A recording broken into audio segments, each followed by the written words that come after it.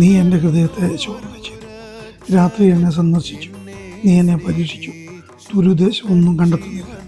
എൻ്റെ വായെ ലംഘനം ചെയ്യുകയില്ല എന്ന് ഞാൻ ഉറച്ചിരിക്കുന്നു.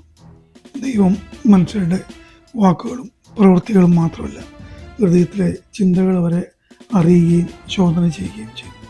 കാരണം മനുഷ്യരുടെ മനസ്സിലെ ചിന്തകൾ അനുസരിച്ചാണ് അവർ ഓരോ പ്രവൃത്തിയും ചെയ്യുന്നതും ഓരോ വഴികൾ കൂടി നടക്കുന്നതും.